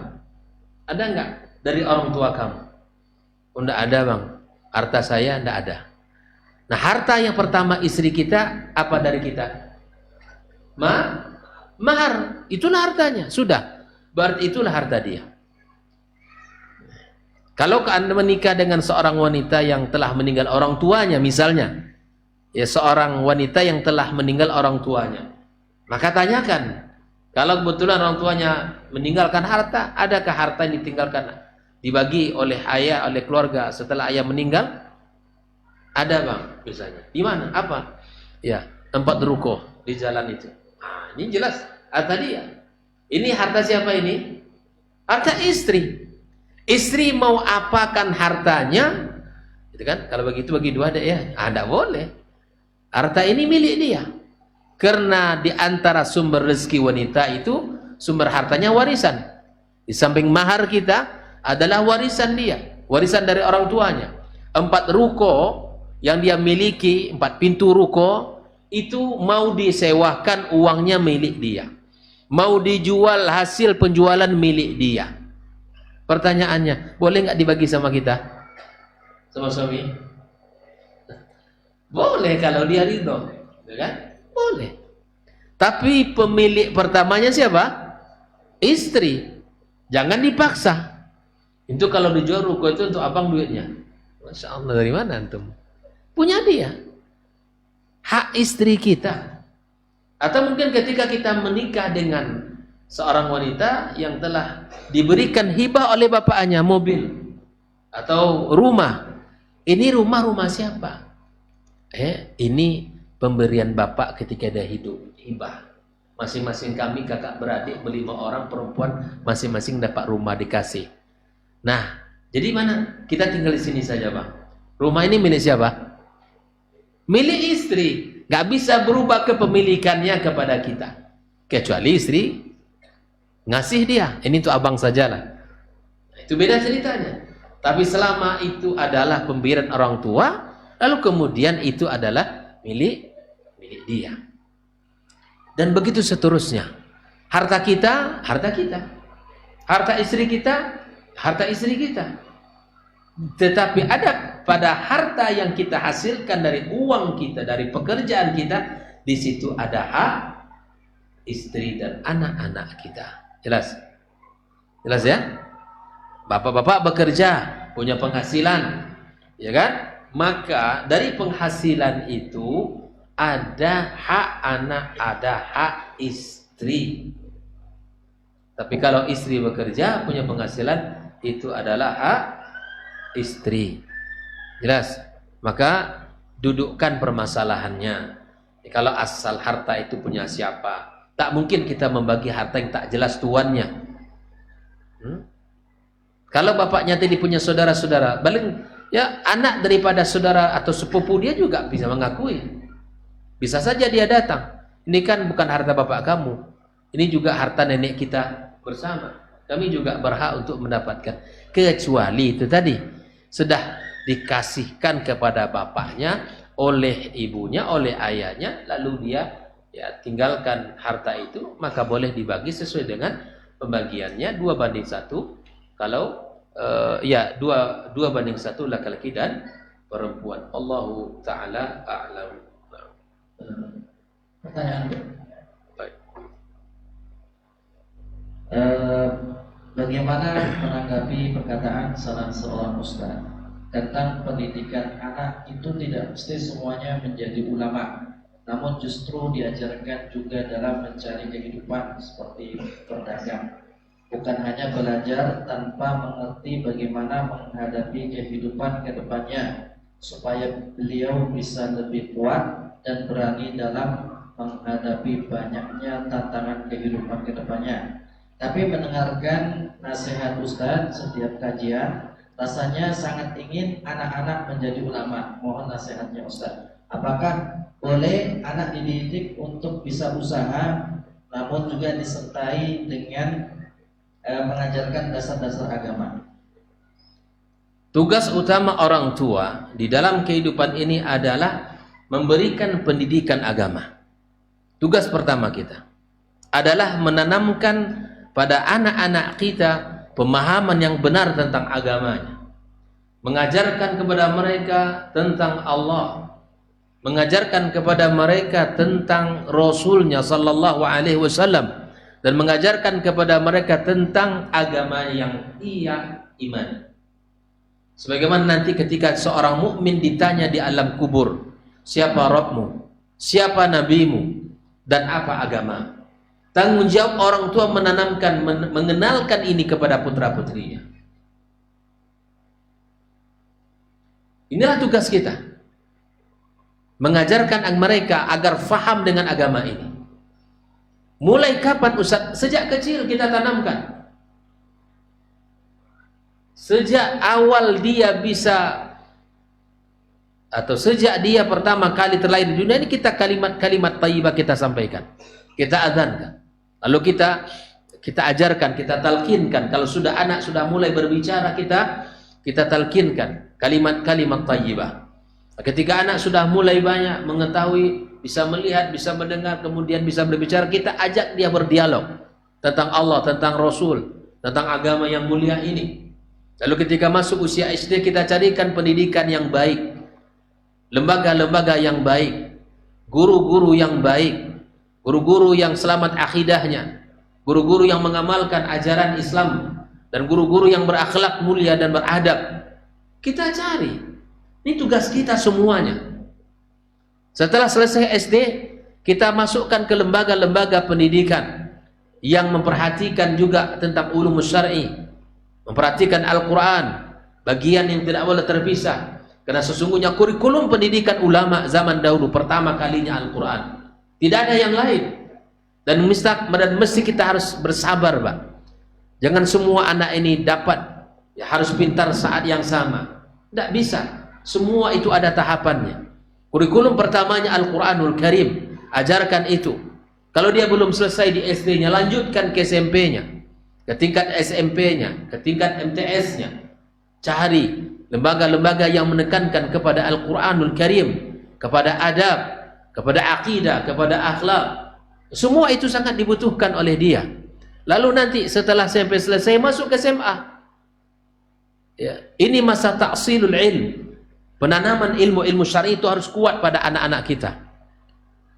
Penanaman ilmu syar'i itu sangat harus dilakukan di masa itu.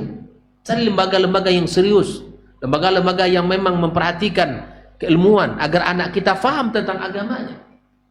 Lalu setelah itu masuk pada fase-fase kuliah.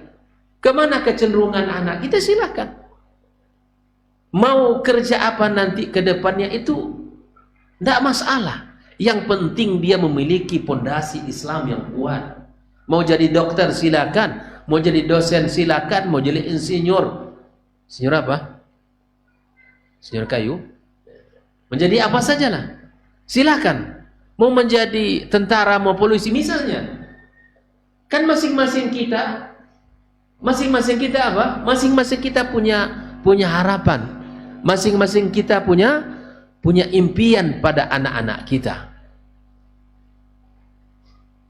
Apakah kita perlu mengajarkan skill kehidupan? Sangat perlu. Tidak ada pertentangan antara apa yang saya sampaikan dengan apa yang harus kita persiapkan untuk kehidupan. Tidak ada pertentangan. Ajarkan agama sembari nanti ketika sudah masa-masa kuliah mengajarkan skill kehidupan. Saya bilang kepada mahasiswa saya, kalau kalian untuk hidup untuk survive hidup nggak perlu juga kalian kuliah, nggak mesti gitu, nggak mesti juga. Yang penting antum punya agama yang bagus, antum punya skill, orang bisa hidup. Banyak orang kok yang menguasai ekonomi di negeri ini, banyak yang pendidikannya tidak sarjana, jelas, nggak sarjana. Kalau antum mencari kekayaan dalam pendidikan nggak dapat, nggak bisa. Karena mencari ilmu itu menghabiskan uang. Menghabiskan uang. Tapi apa yang dihasilkan oleh ilmu jauh dari apa yang ia miliki dari kekayaan dunia ini. Kenapa? Janji Allah, yarfa'illahu alladhina amanu minkum walladhina utul ilma darajat. Bahkan Nabi kita alaihi salatu wassalam mengatakan, Inna Allah yarfa' bihadzal kitab aqwaman wa yadha'u bihi akharin. Allah akan mengangkat satu kaum dengan Al-Quranul Karim ini, dan akan merendahkan satu kaum. Siapa yang ingin diangkat oleh Allah di dalam kehidupan di dunia ini, maka pelajarilah Al-Quranul Karim, dekatkan putra-putrinya kepada Al-Quranul Karim. Maka ketika anak-anak kita, putra-putri kita, misalnya anak laki-laki, tidak ada kecenderungan dia untuk misalnya untuk kuliah, kecenderungan seperti bapaknya untuk berdagang, ajarkan ilmu dagang, Pak. Ajarkan, berikan modal, didik dia agar dia bisa hidup nanti berkeluarga, dia punya penghasilan, tidak masalah. Dan tidak ada pertentangan, sekali lagi saya katakan dengan apa yang saya sampaikan, dengan apakah kita harus menyiapkan skill. Menyiapkan skill kehidupan penting. Membekali ilmu agama kepada mereka lebih penting. Kenapa? Kalau orang sudah saleh, kalau orang sudah baik, Pak, tidak perlu kita khawatir kepada mereka. Saya akan sampaikan kisah Umar bin Abdul Aziz. Umar bin Abdul Aziz ketika dia sakit menjelang kematiannya. Sakit, lalu didatangi oleh salah seorang penjaga khazinul mal. Dia katakan, wahai Umar, nasihatkan kepada kami atau wasiatkan kepada aku atau seorang-orang di sekitarmu agar menjaga anak-anakmu nanti. Karena anak dia 11 orang. Umar seorang pemimpin yang sederhana, tidak banyak kekayaan yang ditinggalkan untuk anak-anaknya. Ya, pakaiannya hanya berapa helai. Anak-anaknya sederhana, dia hidup sederhana.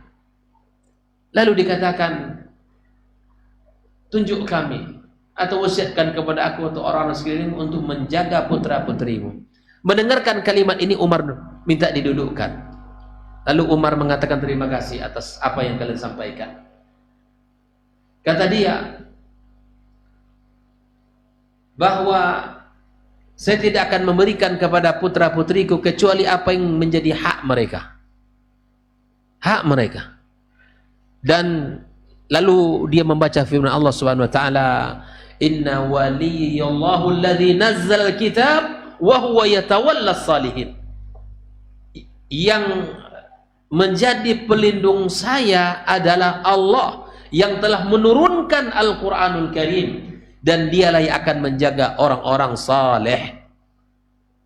Bayangkan, kalau Allah yang mengurus urusan orang saleh, ada yang berantakan urusannya? Tidak. Kalau Allah sudah mengurus, tidak ada urusan yang berantakan. Allah mengurus sampai selesai. Allah mengurus dengan tuntas. Maka terbukti ketika dia meninggal dunia, meninggalkan harta yang hanya tidak seberapa jika dibandingkan dengan para raja-raja yang lain, para pemimpin-pemimpin yang lain. 2 dinar untuk satu anak laki-laki, 1 dinar untuk anak perempuannya. Terbukti anak-anak beliau yang hanya bermodal 2 dinar itu memiliki sejarah dalam Islam. Ada di antara mereka yang membeli kuda perang diwakafkan, 200 kuda perang diwakafkan di jalan Allah Subhanahu wa taala. Modalnya cuma sedikit. Tapi Allah berkahi hartanya karena bersumber dari harta yang halal. Kemudian Allah yang mengurus putra-putrinya. Tidak ada yang terlantar, tidak ada yang minta-minta, tidak ada yang hidup yang miskin. Tapi di saat yang sama, pemimpin yang satu lagi meninggalkan 11 orang anak yang sama dengan harta yang berbeda antara langit dan bumi. Tapi sejarah mencatat anak-anak beliau dengan harta yang melimpah ruah yang ditinggalkan oleh sang ayah, tapi tidak disertai dengan ilmu agama, maka mereka menjadi orang-orang yang meminta-minta di jalan. Kita yakini, maka siapapun di antara kita menginginkan anak-anaknya, anak-anak yang saleh dan salehah. Karena anak yang saleh akan memberikan manfaat di dunia, bahkan di akhirat kelak ketika kita meninggal, dengan doa-doa mereka yang selalu dipanjatkan kepada Allah Subhanahu wa taala. Ajarkan ilmu agama, taksis dari sekarang ini. Ajarkan dari SD, SMP, SMA, ya, kuatkan ilmu agama mereka. Nah, setelah masa-masa perkuliahan, mau dia kuliah di jurusan apa, tapi dia sudah punya jurusan. Dia sudah punya pandangan, dia sudah punya dasar yang kuat dengan agamanya. Mau menjadi apapun nanti ke depan secara pekerjaan duniawi tidak masalah. Yang penting dia tahu tentang tugasnya. Makanya orang subhanallah kalau tidak dididik dengan agama, hanya berkutat dengan dunia saja, ya sudahlah. Anak itu menjadi hamba dinar, hamba dirham. Ta'isa abdud dinar wa ta'isa abdud dirham. Ya, kata Nabi SAW, celaka dan binasalah hamba dinar, hamba dirham, wal qatifah, wal khamisah, hamba-hamba yang memperhatikan di sisi pakaian. Ya, hidupnya hanya memikirkan uang dan uang, memikirkan ya penampilan-penampilan. Bukan itu aja kehidupan ini. Ajarkan tentang tugas, tentang tujuan sebagai Allah menciptakan kita. Tanamkan itu dulu. Pekerjaan itu nanti. Masa sekarang masa taksis, masa taksil al-ilm. Ajarkan itu dulu kepada anak-anaknya. Kuatkan dulu ilmu agamanya. Baru nanti selesai dia SMA paling tidak. Kalau dia tidak ingin kuliah, maka belajarlah dengan bekal-bekal kehidupan agar nanti dia bisa ya, menikah. Di saat menikah dia punya penghidupan yang layak. Ya bisa membina dan bisa mendidik putra-putranya nanti. Karena memang kehidupan yang sulit juga akan menjadi penghambat terhadap keberlangsungan kita di dalam menjalankan tugas-tugas kita sebagai hamba Allah Subhanahu wa taala. Barakallahu fikum. Mungkin ini terakhir, ada 2 pertanyaan. Boleh. Pertama, bagaimana cara kita menasihati anak yang akidahnya sudah mulai goyah? Dia seolah-olah sudah tidak lagi takut dosa, bahkan berani mengambil uang orang lain. Berikutnya, ini pertanyaan yang Berikutnya yang kedua, qadarullah, kami belum dikaruniai anak Ustaz. Apakah ada amalan-amalan khusus bagi pasangan suami istri sehingga Allah Ta'ala berikan anak, dan juga mohon doa Ustaz untuk kami Ustaz. Baik. Pertanyaan pertama, anak yang mengambil misalnya hak orang lain atau dia tidak takut dengan dosa. Ada hal-hal yang perlu kita gali dulu. Sebelum kita menasihati anak ini, kita harus tahu dulu. Itu cara yang harus kita lakukan. Pertama, ajak dia berdialog. Kenapa kamu mengambil hak orang lain? Misalnya mencuri. Atau kenapa kamu melakukan dosa itu? Misalnya kita ketahuan dia. Kita tanya dulu kepada sang anak kita dialog. Makanya subhanallah, di dalam berinteraksi dengan putra-putri kita, ya, maka di antara kaidah yang harus kita pakai Ali Imran 159. Ya, Ali Imran 159 itu dipakai di dalam menasihati anak-anak kita. Bahwa Allah Subhanahu wa taala katakan, walau kunta faddan ghalidhal qalbi lan faddu min haulik.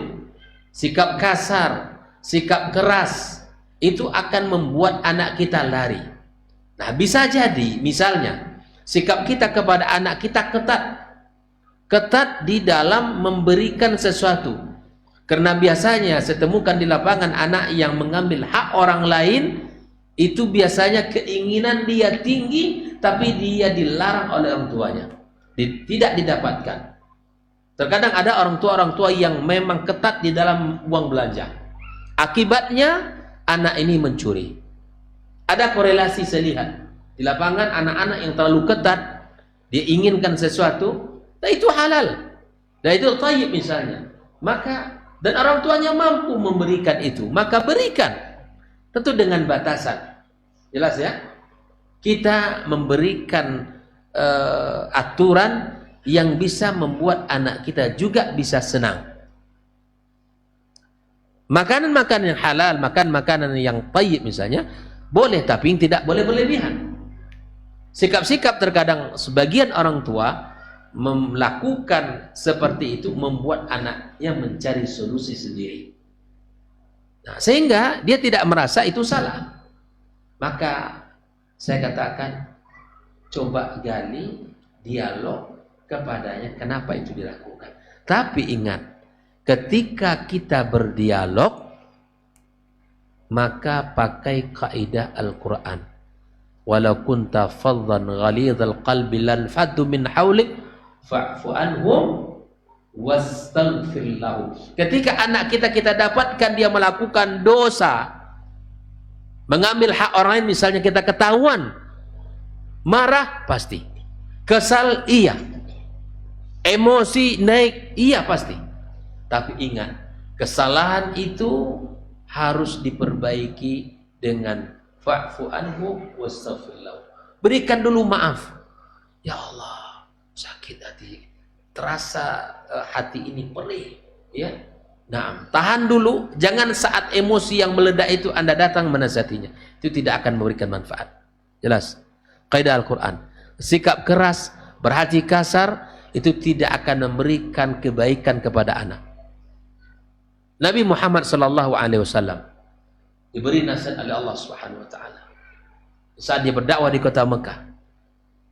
Orang-orang Mekah, Quraisy, orang-orang Mekah bersikap begitu dahsyat kepada Nabi kita alaihissalatu wassalam, tapi Allah menyuruh kita untuk apa? Menyuruh kita untuk memberikan maaf kepada anak-anak kita, ya. Fa'fu anhum wastaghfir lahum. Ya, maka maafkan dulu. Ya Allah, ampunkan dosa anak saya. Baru kita datang ketok pintunya. Sini nak, Abi mau ngomong. Sini nak, Abi mau bicara. Jelas ya? Jadi ketika anak melakukan sebuah kesalahan, kita tahu, redamkan dulu emosinya, katakan, maafkan ya Allah, aku maafkan anakku, putraku, nama fulan, putriku, lalu ampunkan dosanya. Hati bapak sudah lapang, hati ibu sudah lapang, maka baru bicara, kenapa nak kamu melakukan itu?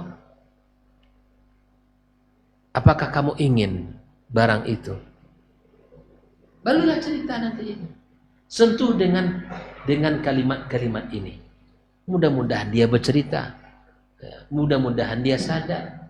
Saya yakin sebelum kita bicara, dia sudah datang minta maaf. Maafkan Bu, maafkan ya, saya salah. Tapi dengan cara lemah lembut. Ustaz, sudah saya lakukan dan dia tetap keras Ustaz. Gimana caranya? Terus lakukan itu dan minta kepada Allah Subhanahu wa taala.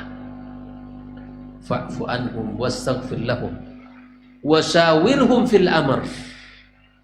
Ajak dia diskusi. Ajak dia dialog. Kalau itu sudah dilakukan, nasihat sudah disampaikan, maaf sudah diberikan, ampunan doa telah dipanjatkan, fa idza azamta fatawakkal 'ala Allah. Kalau itu sudah Anda lakukan, Anda berusaha mendidik dan berusaha memberikan jalan yang terbaik dengan harta yang terbaik, nasihat yang terbaik, tawakal sama Allah. Allah nanti akan merubah dia. Karena kita tidak sanggup. Kita tidak punya kemampuan merubah dia. Hanya Allah yang bisa merubah hati anak kita. Maka pesan Allah, fa idza azamta fatawakkal 'ala Allah. Maka tinggikan tawakal kepada Allah Subhanahu wa taala. Ini cara yang bisa kita lakukan kepada anak-anak kita yang melanggar, anak-anak kita yang bersikap keras. Wallahu taala alam. Yang kedua, ikhwan fillah yang bertanya, yang pertama adalah senjata kita adalah doa. Sebagai seorang muslim, seorang suami, seorang istri, hendaklah selalu berikhtiar dengan doa kepada Allah Subhanahu wa taala di waktu-waktu yang mustajab dan di tempat-tempat yang mustajab.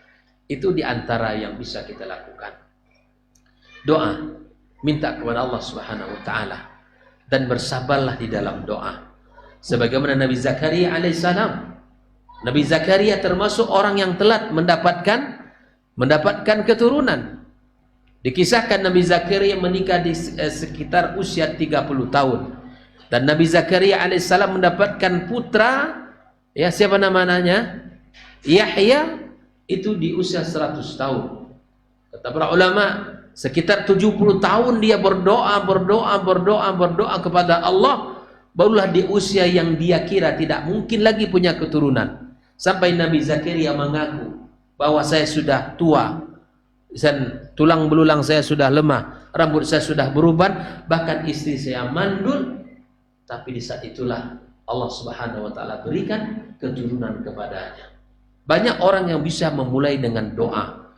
Banyak orang yang bisa memulai dengan kebaikan, tapi sedikit orang bisa bertahan dengan kebaikan itu. Terkadang kita sudah merasa cukup berdoa sebulan, kok belum juga dapat. Nah, itu. Pertama, doa. Yang kedua adalah kathratul istighfar. Perbanyak minta ampun kepada Allah Subhanahu wa taala sebagaimana Allah sebutkan di dalam kisah Nabi Nuh alaihissalam bahwa di antara nasihat Allah tabaraka wa taala, di antara manfaat istighfar adalah Allah berikan ke anak dan keturunan. Yumditkum bi amwalin wa banin. Orang-orang yang berbanyak istighfar kepada Allah, Allah berikan kelapangan harta, Allah berikan keturunan-keturunan. Maka perbanyaklah istighfar. Di zaman Hasan al-Basri, seorang datang kepada Hasan meminta nasihat, aku tidak punya keturunan. Lalu Hasan Basri menyebutkan firman Allah Subhanahu wa taala ini, bahwa dengan istighfar kita akan mendapatkan harta dan keturunan. Maka setelah dia bubar dari majlis bertemu dengan Hasan Basri, maka kemudian dia tidak ada tempat di saat berdiri, di saat duduk, di saat berbaring, kecuali mengatakan astagfirullah, astagfirullah, astagfirullah, astagfirullah, astagfirullah. Semua waktu, di saat dia bangun, di saat yang boleh dia berzikir, yang dia baca hanya istighfar, astagfirullah, astagfirullah, astagfirullah. Subhanallah, istrinya pun merasa ini suami sudah kelewat baca istighfarnya, tidak ada lagi waktu untuk ngomong. Ya, dia merasa ini sudah sudah berubah ini suaminya. Subhanallah, tak lama dari waktu yang dia jaga istighfar itu, maka Allah berikan keturunan kepadanya. Nah, yang ketiga, ikhtiar secara manusiawi, ya periksalah ke dokter, kemudian bertanya kepada pakarnya, ya, kemudian bertanya kepada ahlinya, barangkali ada makanan dan minuman yang bisa direkomendasi oleh para pakar untuk bisa kita konsumsi. Pola hidup, pola makan, pola istirahat, pola pekerjaan itu semua akan mempengaruhi. Ya, semua itu akan memberikan pengaruh. Ya, itulah yang bisa kita lakukan. Doa kepada Allah, perbanyak istighfar kepada Allah Subhanahu wa taala, dan lakukan ikhtiar secara manusiawi. Kalau hanya setahun, baru 2 tahun, itu biasa itu. Menurut kedokteran, kalau sudah mencapai 3 atau 5 tahun ya baru dikhawatirkan ya. Kalau setahun itu biasa itu biasa. Ya. Dan insya Allah ada waktunya Allah akan berikan keturunan. Dan jangan pula bersedih, jangan putus asa, karena itu merupakan sesuatu yang bisa terjadi dan bisa tidak. Ya, Allah kalau sudah berkehendak pasti akan Allah berikan. Yakinlah Allah akan berikan itu. Ya, jangan minder, jangan merasa bersedih, karena itu semua sama. Anak, harta itu sama, ya kan? Allah berikan harta ya kepada kita, itu sama seperti Allah berikan anak kepada kita. Yang harta sudah kita dapatkan, barangkali anak belumnya sudah. Syukuri dari sisi harta, dari sisi kehidupan, ya cari dengan harta kita pahala-pahala di sisi Allah Subhanahu wa taala. Dan semoga satu hari nanti kita diberikan oleh Allah Subhanahu wa taala keturunan, dan kita doakan ikhwah kita ini, saudara kita ini, ya semoga Allah Subhanahu wa taala berikan kepadanya keturunan anak-anak yang saleh dan saleh. Allah berkahi keluarganya, Allah berkahi rezekinya, dan Allah berkahi anak keturunannya nantinya. Semoga Allah Subhanahu wa taala kabulkan permintaan kita, dan Allah kabulkan permintaan saudara kita ini. Ya Allah, berikanlah saudara kami ini keturunan. Ya Allah, Engkau yang Maha memberi rezeki, Engkau yang Maha memberikan keturunan, maka berikanlah kepada saudara kami ini keturunan anak yang saleh dan salihah. Barakallahu fikum wa sallallahu ala nabiyyina wa habibina Muhammadin wa ala alihi wa sahbihi ajmain. Wassalamualaikum warahmatullahi wabarakatuh.